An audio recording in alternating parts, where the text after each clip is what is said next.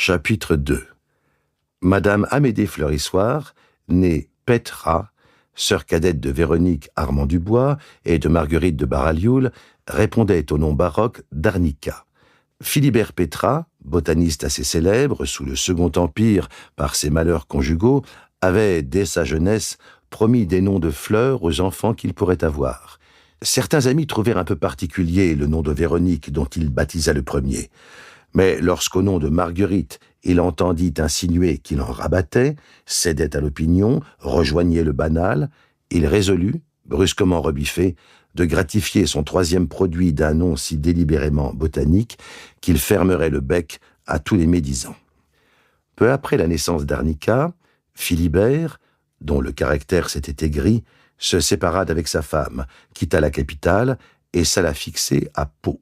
L'épouse s'attardait à Paris l'hiver, mais au premier beau jour regagnait Tarbes, sa ville natale, où elle recevait ses deux aînés dans une vieille maison de famille. Véronique et Marguerite mi-partissaient l'année entre Tarbes et Pau. Quant à la petite Arnica, méconsidérée par ses sœurs et par sa mère, un peu niaise, il est vrai, et plus touchante que jolie, elle demeurait, été comme hiver, près du père.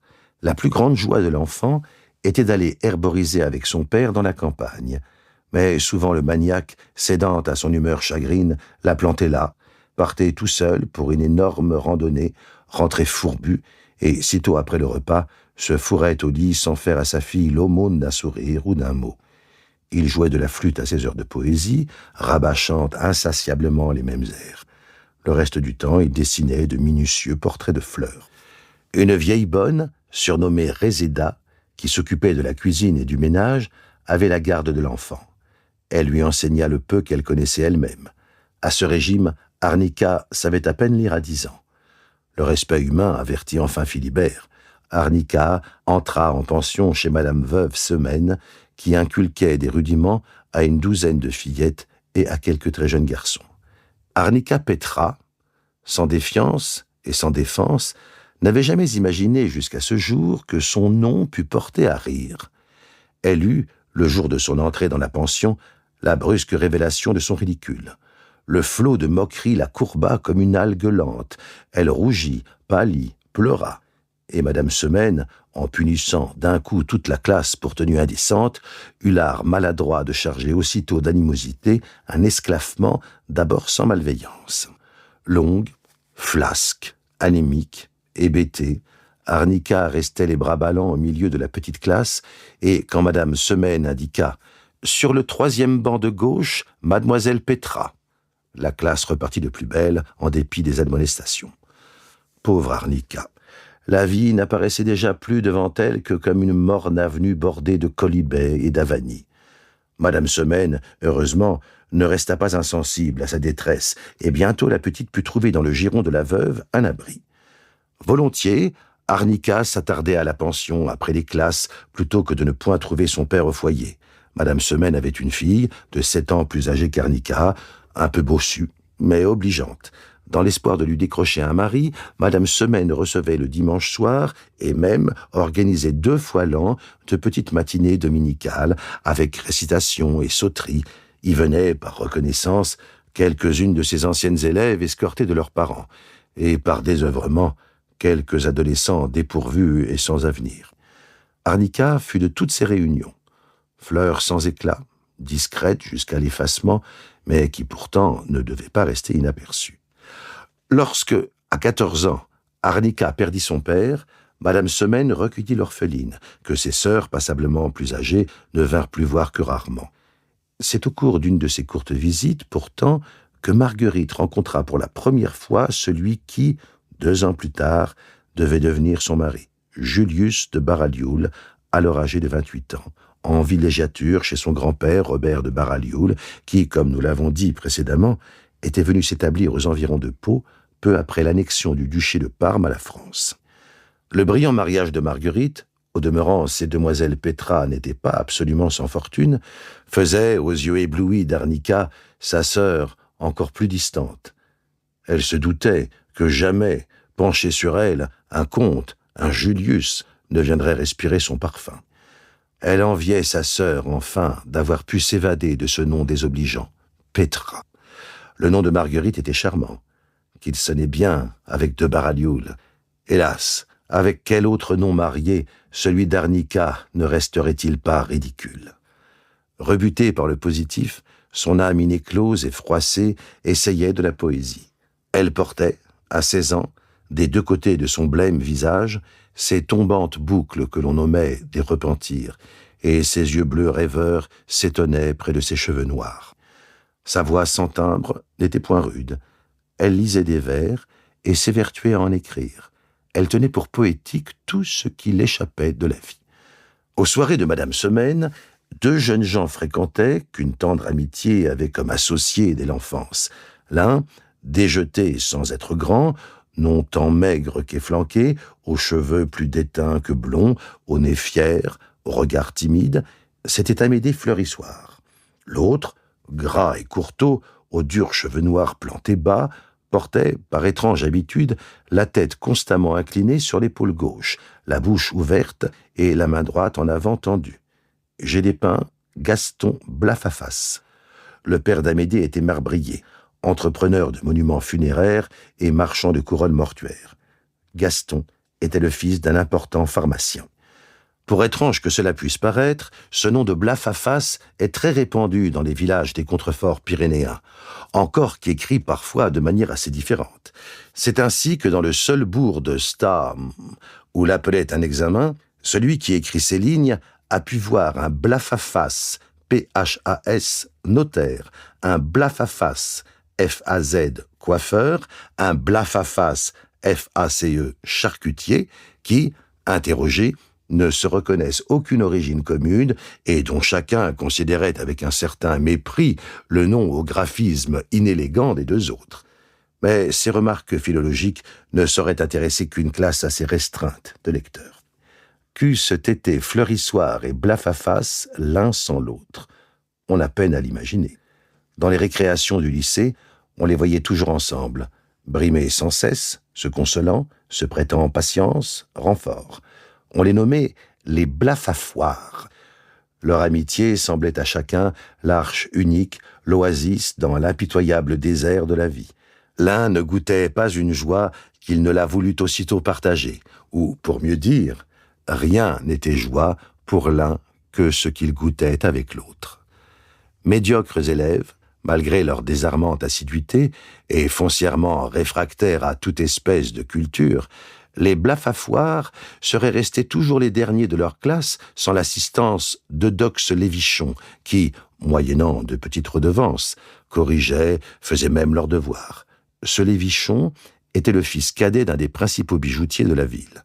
20 ans auparavant, peu de temps après son mariage avec la fille unique du bijoutier Cohen, au moment où, par suite de la prospérité de ses affaires, il quittait le bas quartier de la ville pour aller s'établir non loin du casino, le bijoutier Albert Lévy avait jugé désirable de réunir et d'agglutiner les deux noms comme il réunissait les deux maisons. Blafafas était endurant, mais Fleurissoir de complexion délicate. Aux approches de la puberté, le faciès de Gaston s'aubombra. On eût dit que la sève allait empoiler tout son corps. Cependant, l'épiderme plus susceptible d'Amédée se rebiffait, s'enflammait, boutonnait, comme si le poil eût fait des façons pour sortir. Blafafas père conseilla des dépuratifs, et chaque lundi, Gaston apportait dans sa serviette une fiole de sirop antiscorbutique qu'il remettait en cachette à son ami. Ils usèrent également de pommade. Vers cette époque, Amédée prit son premier rhume qui, malgré l'amène climat de Pau, ne céda point de tout l'hiver, et laissa derrière lui une fâcheuse délicatesse du côté des bronches. Ce fut pour Gaston l'occasion de nouveaux soins. Il comblait son ami de réglisse, de pâte au jujube, au lichen et de pastilles pectorales à base d'eucalyptus que le père Blafafas fabriquait lui-même, d'après la recette d'un vieux curé. Amédée, facilement catarrheux, dut se résigner à ne sortir jamais sans foulard. Amédée n'avait d'autre ambition que de succéder à son père. Gaston, cependant, malgré son apparence indolente, ne manquait pas d'initiative. Dès le lycée, il s'ingéniait à de menues inventions, à vrai dire plutôt récréatives, une trappe à mouche, une pèse-bille, un verrou de sûreté pour son pupitre, qui du reste ne contenait pas plus de secrets que son cœur. Si innocente que fussent les premières applications de son industrie, si innocentes que fussent les premières applications de son industrie, elles devaient néanmoins l'amener à des recherches plus sérieuses qui l'occupèrent dans la suite, et dont le premier résultat fut l'invention de cette pipe fumivore hygiénique pour fumeurs délicats de la poitrine et autres, qui resta longtemps exposée à la devanture du pharmacien. Amédée Fleurissoir et Gaston Blafafas s'éprirent ensemble d'arnica. C'était fatal. Chose admirable, cette naissante passion, qu'aussitôt l'un à l'autre ils s'avouèrent, loin de les diviser, ne fit que resserrer leurs coutures. Et certes, arnica ne leur donna d'abord, à l'un non plus qu'à l'autre, de grands motifs de jalousie. Aucun d'eux, du reste, ne s'était déclaré. Et jamais arnica n'eût été supposé leur flamme, malgré le tremblement de leur voix, lorsque, à ces petites soirées du dimanche, chez Madame Semaine, dont ils étaient les familiers, elle leur offrait le sirop, la verveine ou la camomille. Et tous deux, s'en retournant le soir, célébraient sa décence et sa grâce, s'inquiétaient de sa pâleur, s'enhardissaient. Ils convinrent de se déclarer l'un et l'autre le même soir, ensemble, puis de s'abandonner à son choix. Arnica, toute neuve devant l'amour, remercia le ciel dans la surprise et la simplicité de son cœur. Elle pria les deux soupirants de lui laisser le temps de réfléchir.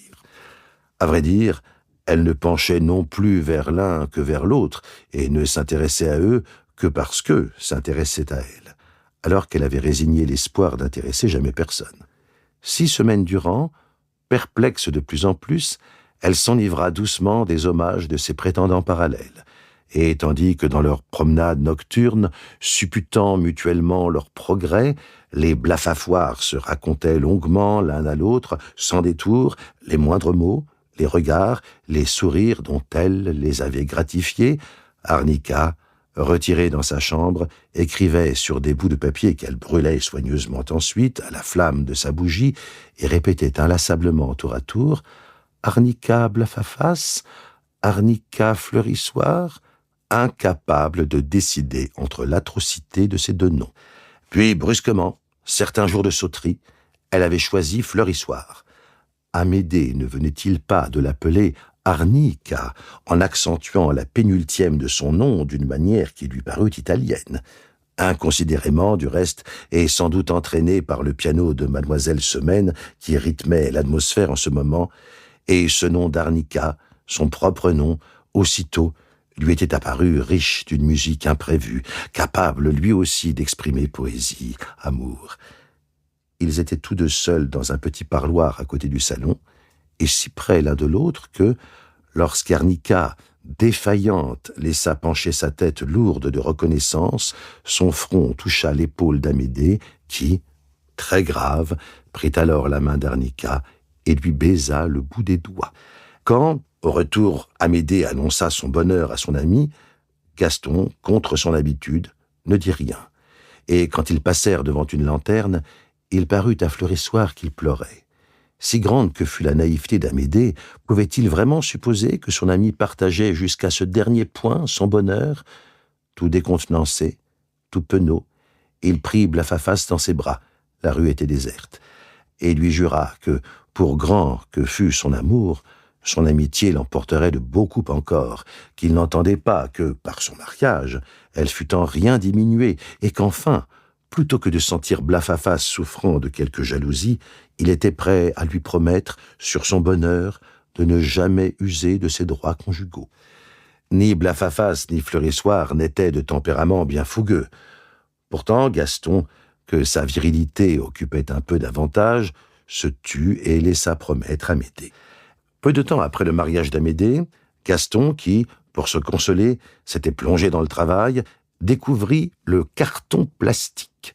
Cette invention, qui d'abord n'avait l'air de rien, eut pour premier résultat de revigorer l'amitié quelque peu retombée de Lévichon pour les Blafafoirs. Eudoxe Lévichon pressentit aussitôt le parti que la statuaire religieuse pourrait tirer de cette nouvelle matière, qu'il baptisa d'abord, avec un remarquable sentiment des contingences, carton romain. La maison Blafafas, Fleurissoir et Lévichon fut fondée. Le carton romain plastique annonçait le catalogue d'inventions relativement récentes, de fabrication spéciale, dont la maison Blafafas, Fleurissoir et Lévichon gardent le secret, remplace fort avantageusement le carton-pierre, le papier stuc et autres compositions analogues dont l'usage n'a que trop bien établi toute la défectuosité. Suivaient les descriptions des différents modèles. L'affaire s'est lancée avec un capital de 60 000 francs déclarés, sur lesquels les Blafafoires s'inscrivaient à eux deux modestement pour 10 000. Lévichon fournissait généreusement les 50 autres, n'ayant point supporté que ses deux amis s'obérassent. Il est vrai que, sur ces 50 000 francs, 40 étaient prêtés par Fleurissoir, prélevés sur la dot d'Arnica, remboursable en 10 ans, avec un intérêt cumulatif de 4,5%, ce qui était plus qu'Arnica n'avait jamais espéré, et ce qui mettait la petite fortune d'Amédée à l'abri des grands risques que cette entreprise ne pouvait manquer de courir. Les Blafafoires, par contre, apportaient l'appui de leurs relations et de celles des Baralioul, c'est-à-dire, après que le carton romain eut fait ses preuves, la protection de maints membres influents du clergé. Ceux-ci, en plus de quelques importantes commandes, persuadèrent maintes petites paroisses de s'adresser à la maison FBL pour répondre aux besoins grandissants des fidèles. Et l'éducation artistique de plus en plus perfectionnée, exigeant des œuvres plus exquises que celles dont la fruste foi des ancêtres s'était jusqu'à présent contentée. À cet effet, quelques artistes, de mérite reconnus par l'Église, enrôlés dans l'œuvre du carton romain, obtinrent de voir enfin leurs œuvres acceptées par le jury du salon. Laissant à Pau les Blafafoires, Lévichon s'établit à Paris, où, comme il avait de l'entre-gens, la maison avait bientôt pris une extension considérable. Que la comtesse Valentine de Saint-Prix chercha, à travers Arnica, à intéresser la maison Blafafas et compagnie à la secrète cause de la délivrance du pape, quoi de plus naturel, et qu'elle eut confiance dans la grande piété des Fleurissoirs pour rentrer dans une partie de son avance. Par malheur, les Blafafoires, en raison de la minime somme engagée par eux au début de l'entreprise, ne touchaient que très peu, 2/12 sur les revenus avoués et absolument rien sur les autres.